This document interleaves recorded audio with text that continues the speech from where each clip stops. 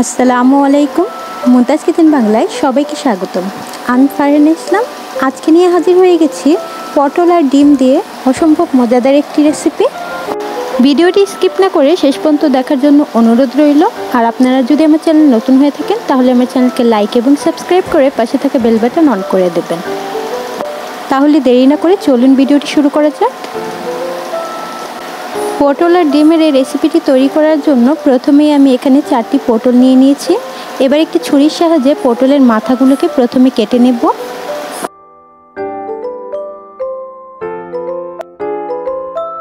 আমি 4টি পটলের মাথায় সুন্দরভাবে কেটে নিয়েছি। কাটা হয়ে গেলে এবার আমি এই পটলগুলোকে ভালো করে ছিলে নেব। পটলগুলো ছেলার সময় অবশ্যই লক্ষ্য রাখতে হবে যাতে পটলগুলো ভেঙে না যায়, তাই আলতো করে একটু ছিলে নিতে হবে। আমার চ্যানেলে পটল আর মুসুরির ডাল দিয়ে অসম্ভব মজাদার রেসিপি দেওয়া আছে।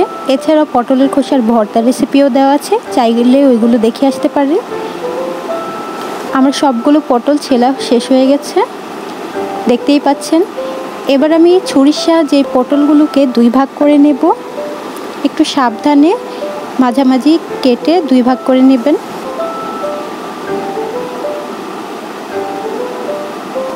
চারটি পটলই মাঝখান থেকে কাটা হয়ে গেলে আমি একটি চামিচ নিয়ে নিচ্ছি। এই চামিচের মাথা দিয়ে আমি পটলের দানাগুলোকে আলাদা করে নেব।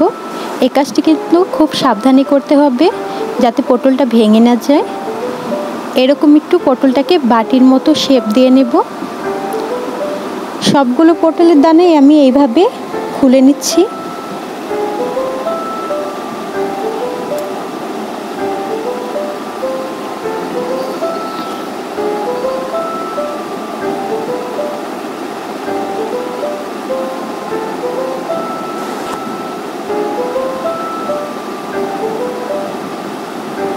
আমার সবগুলো পটলের দানা বের করা হয়ে গেছে, দেখতেই পাচ্ছেন। এবার এই পটলের দানাগুলো আমি ফেলে দেব না, এগুলোকে হাতের সাহায্যে একটু মেখে নিচ্ছি। দেখবেন হাত দিয়ে একটু টিপ দিলে এগুলো সুন্দর নরম হয়ে যাবে। এবার এখানে অ্যাড করে দিচ্ছি একটি পেঁয়াজ আর একটি কাঁচামরিচ কুচি দিয়ে ভালো করে আবার একটু মেখে নিচ্ছি। মেখে নেওয়া হয়ে গেলে এখানে দিয়ে দেব 1/3 কাপ হলুদের গুঁড়া, 1/3 কাপ মরিচের গুঁড়া, হাফ চা চামচ লবণ, 1/3 কাপ জিরার গুঁড়া, 1/3 কাপ ধনিয়ার গুঁড়া, আর দিয়ে দিচ্ছি হাফ চা চামচ গরম মশলা। সবগুলো উপকরণ দিয়ে আমি হাতের সাহায্যে আবার একটু ভালো করে মেখে নিব। দেখবেন এর মধ্যে থেকে একটু পানি বের হয়ে আসবে। মাখা হয়ে গেলে এখানে আমি একটি ডিম অ্যাড করে দিচ্ছি, দিয়ে ভালো করে ডিমটিকে চামচের সাহায্যে ফাটিয়ে নিব। ডিমটা ভালো করে ফাটানো হয়ে গেলে এখানে আমি অ্যাড করে দিচ্ছি 3 চা চামচের মতো বেসন। আপনারা চাইলে এখানে চালের গুঁড়া বা কর্নফ্লাওয়ারও ব্যবহার করতে পারেন। 3 চা চামচ বেসন দেওয়ার পরে আমার এই ব্যাটারটা একটু পাতলা মনে হচ্ছে, তাই আমি এখানে আরও 1 চামচ বেসন অ্যাড করে দিচ্ছি। আপনারা প্রথমে অল্প বেসন দিয়ে দেখবেন, তারপরে পাতলা মনে হলে এরকম একটু অ্যাড করে দিতে পারেন। দেখুন আমার ব্যাটারটা তৈরি হয়ে গেছে। এবার আমি চুলাতে চলে যাচ্ছি। চুলাতে একটি ফ্রাই প্যান বসিয়ে দিয়েছি গরম হওয়ার জন্য। এর মধ্যে এখন 2 টেবিল চামচ সয়াবিন তেল দিয়ে দেব। আপনারা চাইলে সরিষার তেলেও এই কাজটি করে নিতে পারেন। তেলটি কিছুটা গরম হয়ে আসলে এখানে আমি পটলগুলো দিয়ে দিচ্ছি। পটলগুলোকে প্রথমে সোজা করেই বসাতে হবে, দেখতেই পাচ্ছেন। এই পর্যায়ে চুলার আঁচ কিন্তু একদম লোতে রাখতে হবে, না হলে পটলগুলো পুড়ে যাবে। এবার ডিমের যে মিশ্রণটি তৈরি করেছিলাম ওইগুলোকে আমি এই পটলের মধ্যে দিয়ে দিচ্ছি। একটু ভরে ভরে দিয়ে দিবেন।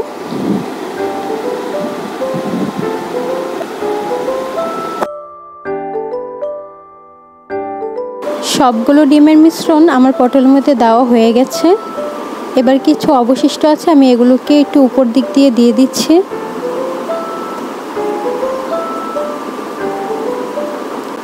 ডিমের মিশ্রণগুলো দেওয়া হয়ে গেলে এবার ঢাকনা দিয়ে ঢেকে দেব 5 মিনিটের জন্য।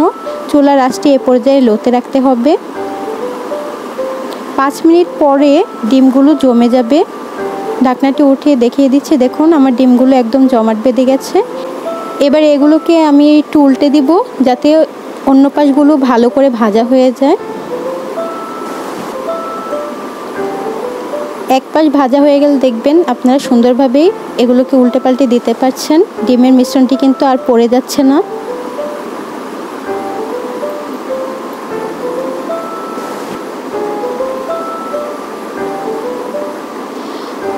উল্টে দেওয়া হয়ে গেলে আবার ঢাকনা দিয়ে ঢেকে দিব 5 মিনিটের জন্য।